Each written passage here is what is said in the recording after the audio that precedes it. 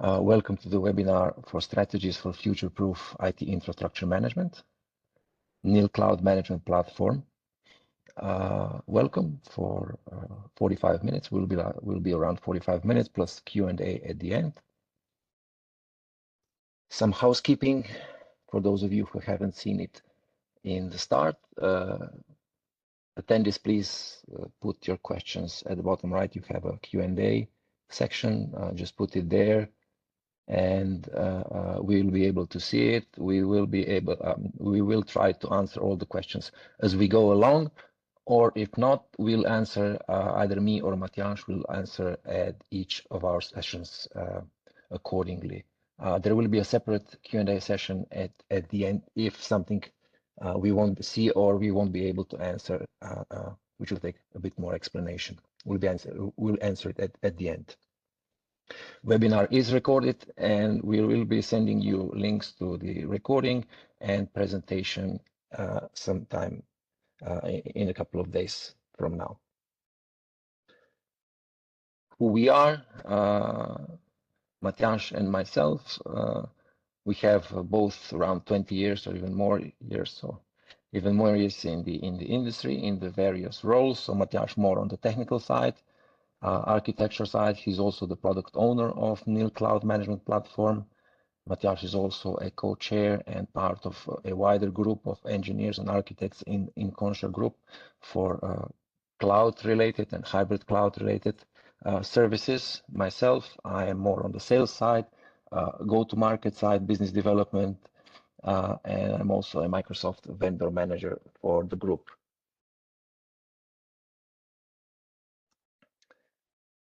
About NIL, who we are. NIL is, for those of you not from Slovenia, hopefully all of you from Slovenia have heard of us.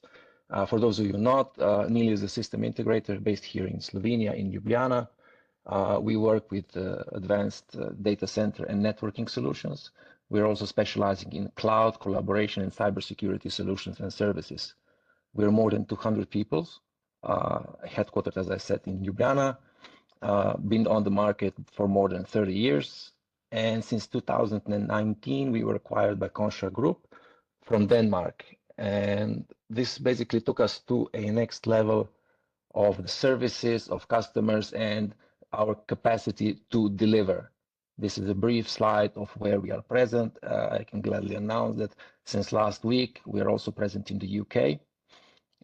We are more than 1,000 customers, more than 1,000 employees, and we strive to keep our delivery capacity more than 50%. So customer satisfactions are really, really above average in the industry. And we tend to keep it that way to keep our customers happy and satisfied. Today's agenda. What are the expectations of a modern IT? Some high-level architectures, benefits and functionalities, and common use cases that we addressed with NIL Cloud Management Platform. Matjaž will then take you through a technical overview of architecture and components, how it all fits together. Matjaž also prepared about half an hour of demo, a couple of use cases that he would like you to see. We have some time at the end, as I've said, for Q&A and discussion, if there will be any questions or some things you would like to talk about.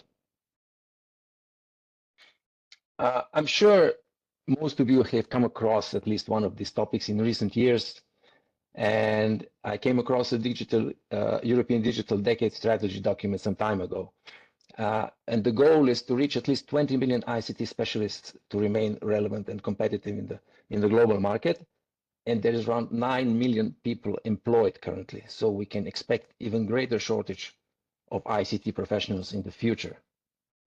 We're seeing new disruptive services coming to market more and more frequently than ever before. And with AI being accessible practically to anyone, this will only increase.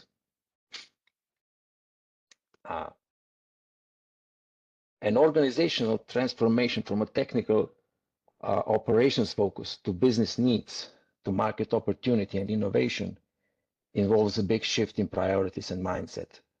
By emphasizing business needs, organizations can adapt quickly to market changes, identify new opportunities, and drive innovations to stay competitive. This is a traditional service delivery model, which I'm sure you're more familiar with. And it all starts with business needs, market needs, and then we come to solution architect designs the solution. Then we come to infrastructure team who defines specifications. Then there's RFI, RFP, procurement team gets involved. Then we order equipment, the equipment gets delivered, then provisioned and installed. And then we come back again to business needs and the solution that needs to be implemented. And the process, as you know, it's like from 2 months, 3 months to half a year, 2 years sometimes. It depends on the agility of the organization which you're part of, but it definitely is not quick.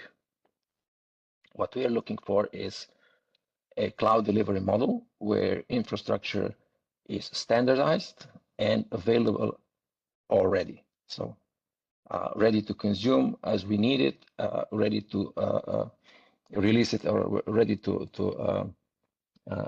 use it as needs arise, not to wait years or even months or even years sometimes to be provisioned.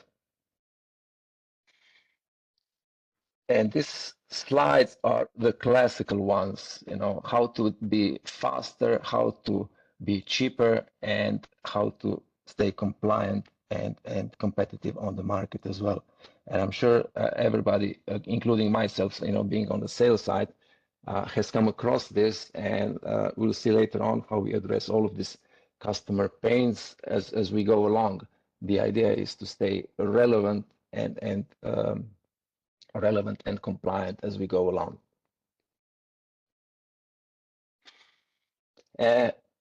We're talking about NIL Cloud Management Platform, and the solution enables the user to manage infrastructure through easy-to-use cloud services.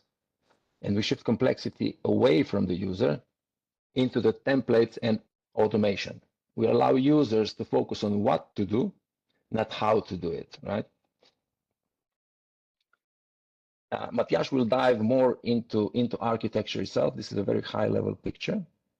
More details will come, and more technical details will come with Matthias, and for those of you who are more on the technical side to grasp on the technicalities. The main part, what we deliver, is basically on the time and the agility part. How to capture new business opportunity on the market, since services can be delivered in minutes and hours rather than days and months, as we've previously saw on the slides a couple of minutes ago.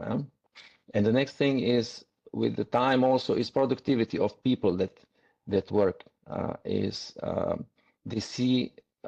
They can manage all systems comprehensively in one view. They can deploy resources on same standards and policies anywhere. And the services are done in templates, in environment are done in templates. So you have everything more or less standardized. And the second part is the know-how. It is very important that industry practices are already embedded into automation, which runs in the back end. So you can integrate different vendors, different technologies, and in such a way you don't have to keep all the specific vendor know-how in the house. You can use features from different vendors and just keep dual vendor policy. There is no vendor lock-in. This is very painful in the couple of days, a couple of years now in the industry, since many vendors strive to keep more and more bigger and bigger part of the IT infrastructure with customers. But at the same end, they would like to lock you in and not let you go.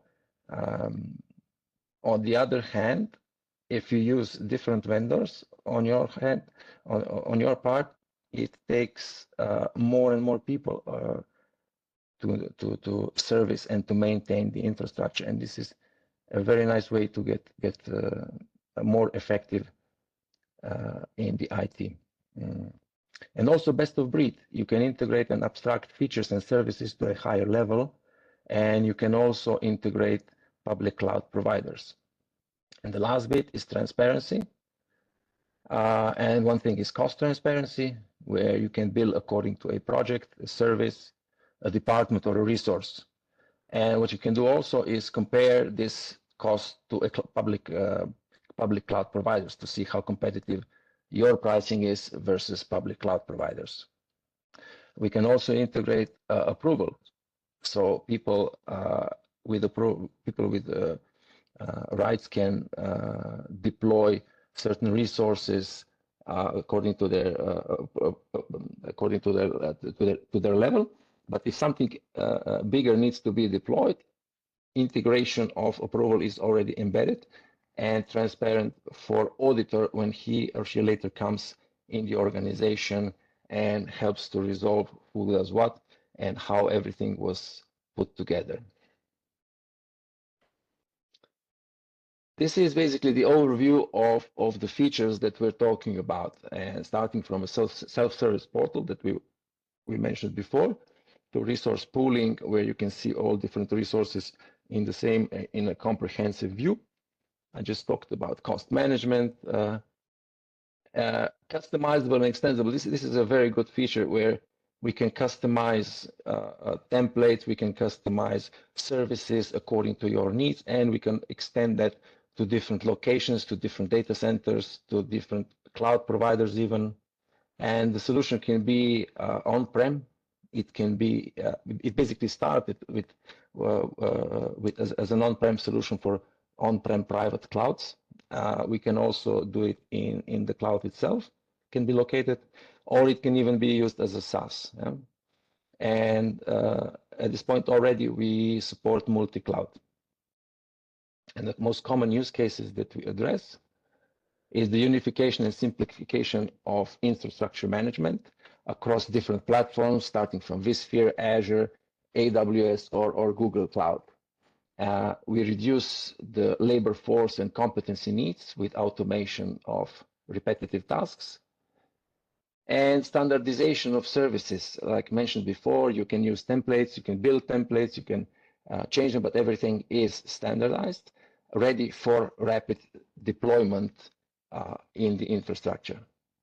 And we introduce usage-based or department-based, service-based, as you prefer, cost allocation. So everything in terms of cost is transparent. This is the slide intended for Matjaž, and I would ask Matjaž to take you through more details on the architecture itself.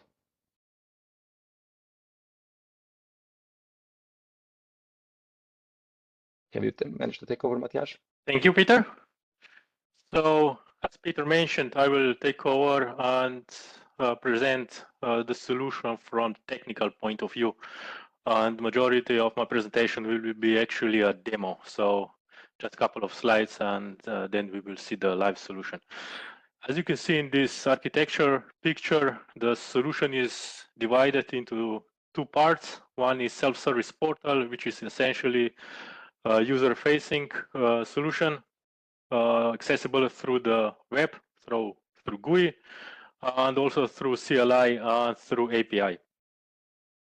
On the background, it's also we have orchestration engine, which provides all the workflows and do all the work behind the scene. And it also provides the possibility of integration with external system. So as you can see, we are able to manage private as well as public clouds. From the logical point of view, the solution is divided through 5 layers. And with this, we are managing complexity of the solution, and we are able to adapt to environment very quickly. So in the first layer, as you can see, it's an interface layer. It's self-explanatory. User can access this layer directly. Next, it's intent layer, when the business logic resides. So what we intend to do. The topology layer, it's a secret sauce, which on this layer we are actually describing your topology. So if you have some strange topology, don't worry, we are able to describe it in the solution without ever changing the code. This is in the form of YAML files, so it's very flexible. The functional layer is where the actual functions reside. So what in terms of devices do we want to do? And this is translated to the actual API calls on the device access layers. So 5 layers, and on the next slide, we see that if we, for example, want to support another devices, all we need to do is write a couple of modules, and we can support additional devices for firewall, load balancer, and network as well. And this is also true for if you want to implement additional functions.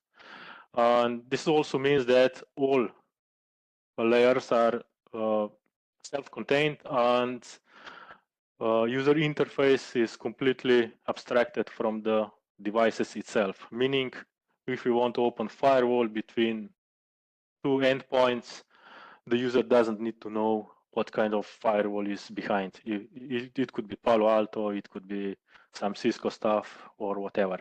The GUI is exactly the same. Now, this is probably the most relevant slides that user should know before using our solution. So I'm sure that this is something that you already saw for the hyperscalers. So we are using the standard cloud concepts. We are supporting region, which, as you know, is regional geographic boundary. We are supporting multi-tenant design and VPC as well, which is logical separation of data center. We are also supporting availability zone, meaning physical separation of data center to independent units.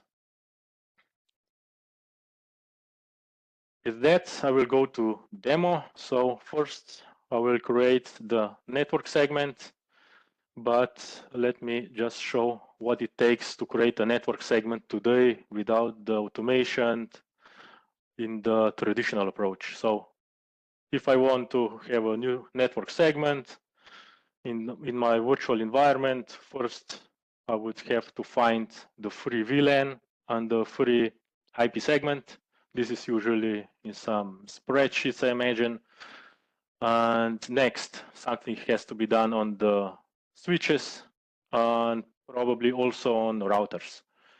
Some VLAN has to be created and some network segment has to be put it into routers and start publishing it. Advertising those routes if you have some BGP or some other routing protocol. Next, you probably need to open the firewall to actually use these networks, and after that you can actually using in your virtualization environment create some port groups, and then you can actually provision the virtual machine. Regarding this simple task, usually a couple of people is involved, someone from network side, someone from security, and probably someone from virtualization or server management. This is why it usually took a week or so just to create a simple network on your infrastructure. So let's see how would I do in our solution, but let's begin with simple orientation. So this is the portal. I'm logged in as a normal user, so I have access just to one application. Service broker, so with this I can access the services and see on the first screen what kind of project do I have. And project, by the way, is organization boundary. So think about the department inside your organization. Next, I can see deployment, so something that I have already deployed. I can see what was inside each deployment, which is essentially an envelope around service. So inside those services, I have just network and virtual machine with IP and its current status. And I can also see details about this. I can see monitoring, inside monitoring, if there are any alerts, if it needs some optimizations. And I can also do some day two operations. For example, I can add disk, I can resize it, I can create snapshots, reboot, rebuild, of course, connect to remote console, and so on. I can also delete it. Also, I can see the resources that I have access to. So this is inside all those deployments. And I can see also from the virtual machine point of view. So I have two virtual machines. Each machine is part of one deployment, and those are IPs. I can also access the day two operations here. But let's start with our network. So with that, this is the service catalog. This is out of the box already created service catalog. It comes from as a standard from our solution. Network manager is where we manage the networks.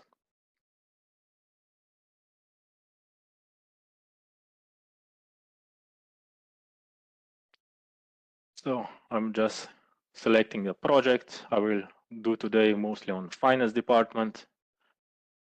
This is because I have access to all three departments. I can select it. If the user have access to just one department, this will be pre-filled. VPC, I have a couple of virtual private clouds, and you will notice two are local and one is Azure. So GUI is completely the same if I provision, for example, virtual machine on Azure cloud, or as I will now on local one. I will also select the availability zone. I will just put a stage, create. I will name it demo. I can just leave the auto allocate network, or I can just put my own address here. I will just let the auto allocation to work, and I can select how big the network should be. I will just leave the 28-bit mask, and I can also leave these DNS servers, or I'll put my own servers. This is important because every resource that will be provisioned here, mostly virtual machines, will also be populated with these settings. Just validate inputs, and that's it. All the things on the background that we saw on the last slide will be created automatically. And I didn't need to put any commands. I didn't need to know anything about network, just how large the network should be and where to put it, and that's it.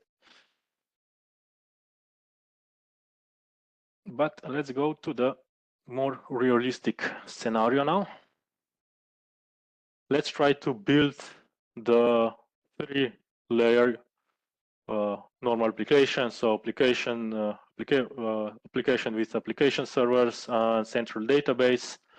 And let's try to create all those objects in between in order to actually access these applications. I already pre-created two of those servers, so we don't need to wait. This one is not managed by automation. So this is, for example, this would be like central Oracle server or central mainframe server with database, something that is, not to be managed through automation. But we want to be able to be part of the automation. So I will show you how to do that. So this is the physical device. Next, we will create a load balancer. We will publish the service to the internet, and we will try to access it. So, and our goal is to be fast, to be transparent, and this should be fairly easy. So, this network was just shown how to create a new network, but as I said, this network app is already created because I already put some application servers inside. Next, I will create another application server. So I will just provision virtual machine. For that, I will use VM provisioner service.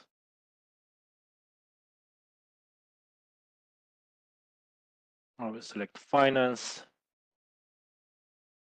And here you can see also the tenant where this finance project resides, production VPC. And I will just select the same zone as other servers. Select the network, this net app. I will select the image. You can have as many images as you want. So let's select Ubuntu. The flavor, the size, the same story. Let's select the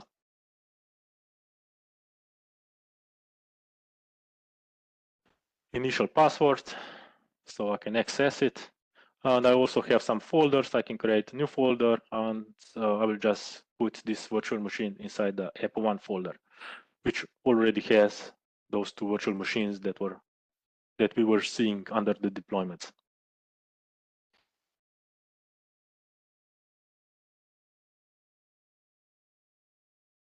Let's see. Okay, actually, you have to create a new folder in this.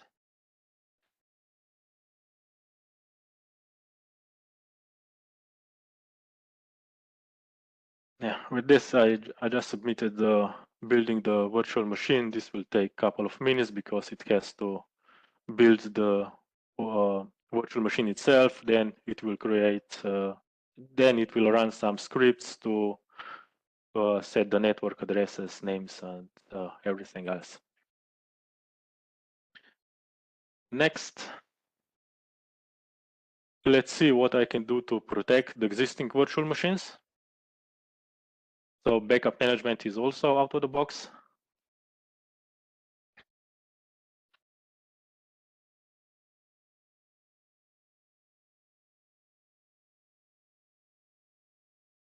I will just select one already created VM. So here I have options to set a regime, do the quick backup, or do the actual restore inside the portal. So for these purposes, I will just set a regime. I will select one of the virtual machine that was already provisioned. And I will select, for example, daily backup regime. It could be anything else, really. And with this, I will configure the backup service to be able to backup, to include this virtual machine to backup. Currently, we're using Vim, but we are able to support other vendors as well. So this will also create. So as you can see, network was created, virtual machine is currently building. But let's continue with our demo. So I want to put those servers behind the load balancer for the scalability and availability purposes. With this, I'm able to manage load balancer as well. So let's create a load balancer.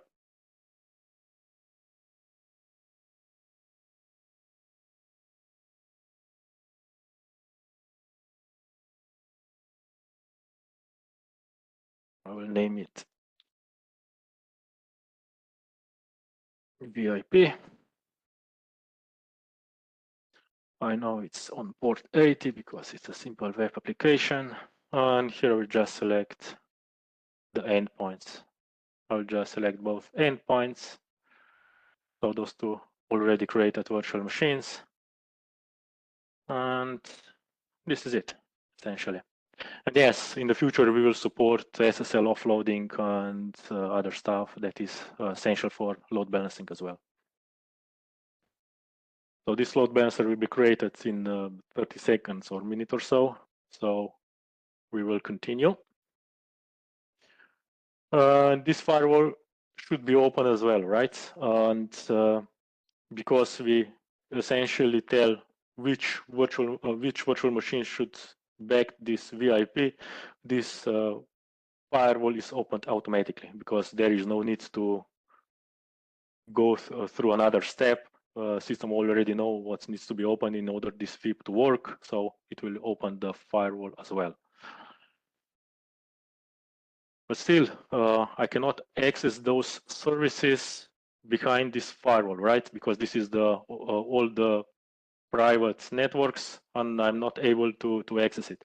So with that, I need to publish the service, and I need to just wait a second in order to. Oh, it's already finished. So I will just publish this service, and for that I use the address manager, which essentially do the net to our service. So I will use again finance VPC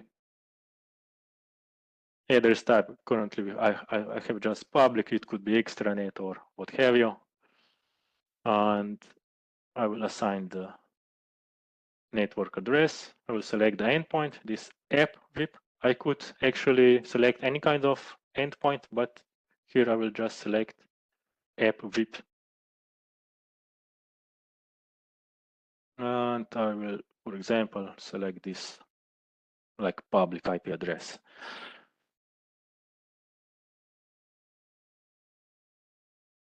And with this, after I have this assignment, I should be able to actually access this service.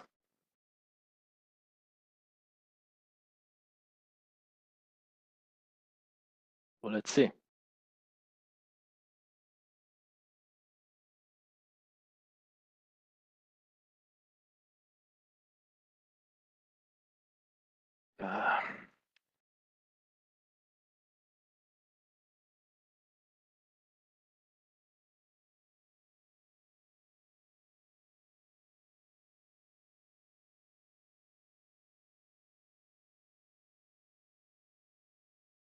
The load balancer is created, and we need to wait. And by the way, we can also see details what is actually working behind the curtain. So,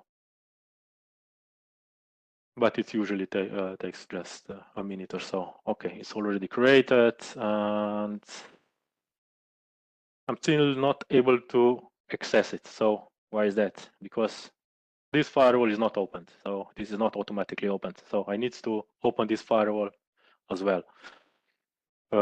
Actually, no firewall. So here is another firewall for the microsegmentation, and neither of those firewalls is actually opened. So for that, I will access another service. So for firewall management,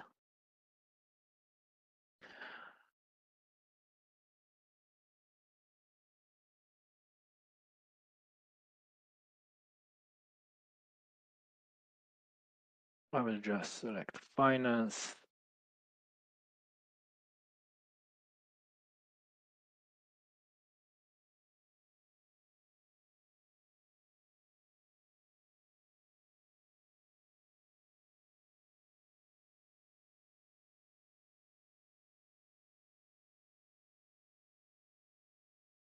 Access, so source will be from the internet. I will just open for everyone.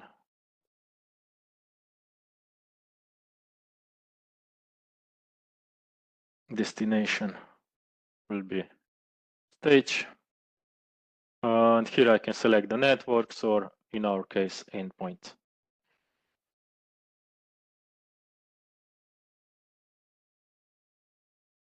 Oh, sorry. Stage.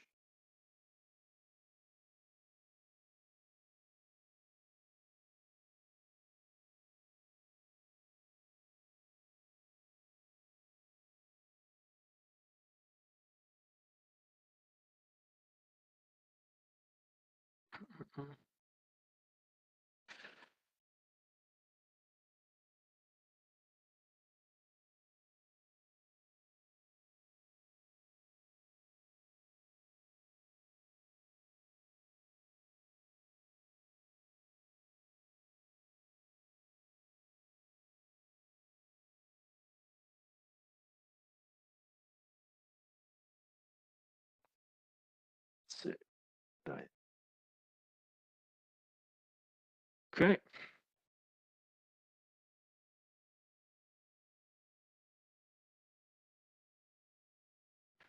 I must select the service, so I will select HTTP.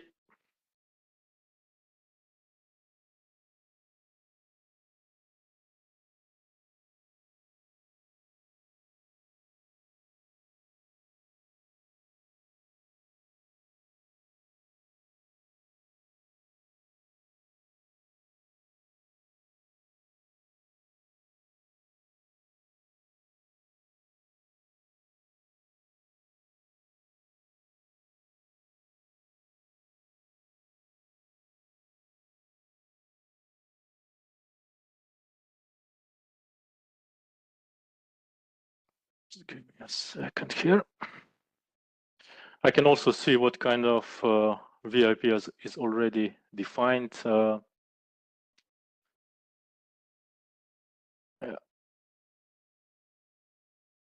App VIP. So yeah, this one was the right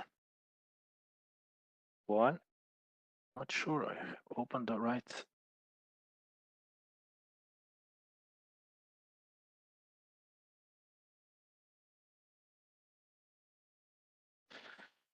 So let's go again. I didn't open the right access to the right address. So let's go again.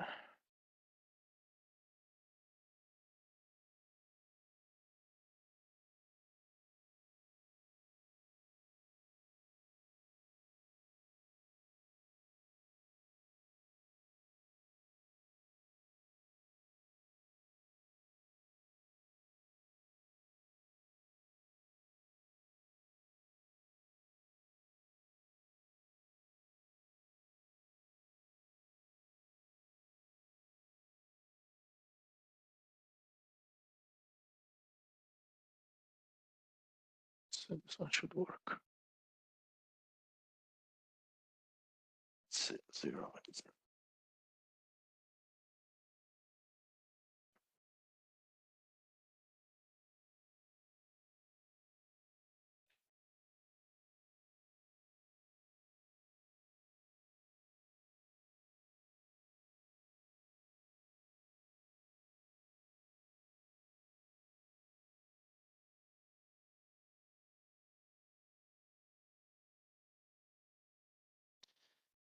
And I will submit this one. See if this one actually works.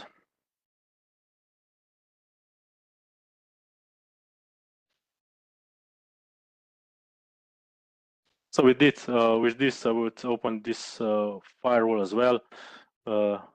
Actually, in my lab, something went wrong, but you get the idea. And next, I would have to open this firewall as well. So with this, I need to be able to manage this SQL as a service endpoint.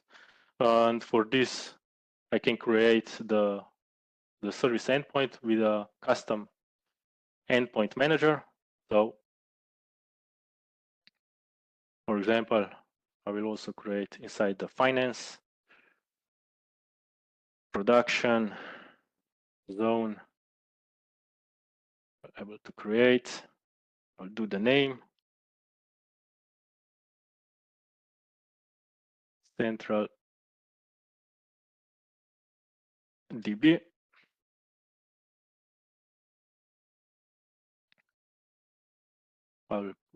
I know it's on this network, and I happen to know what address is for this one because it's already created. Let's do that. Yeah, it's already used. I already created one, so I'm able to use it. So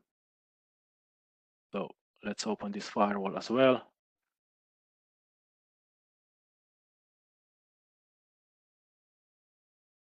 Finance,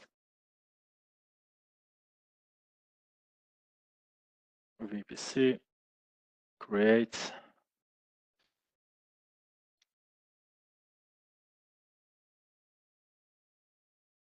DB access, so from the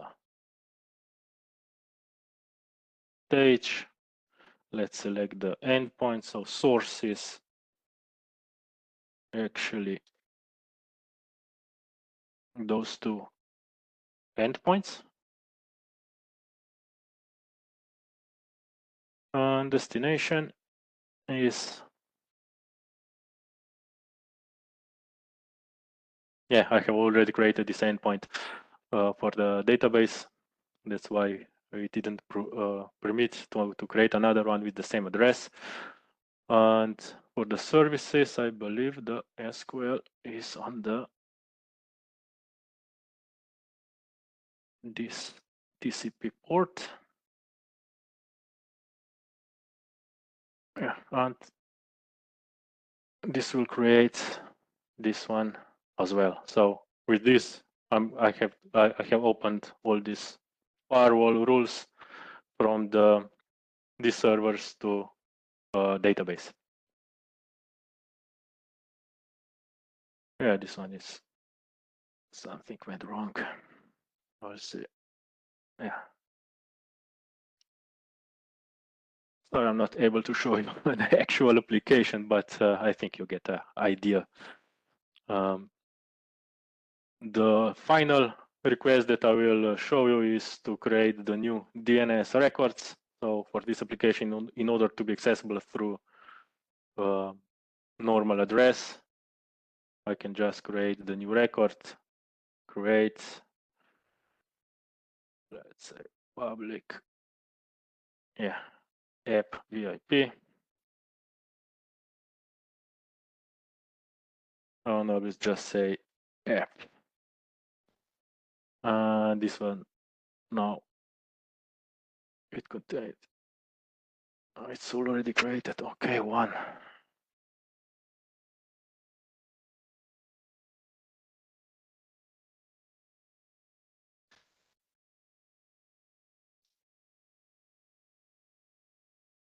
Okay.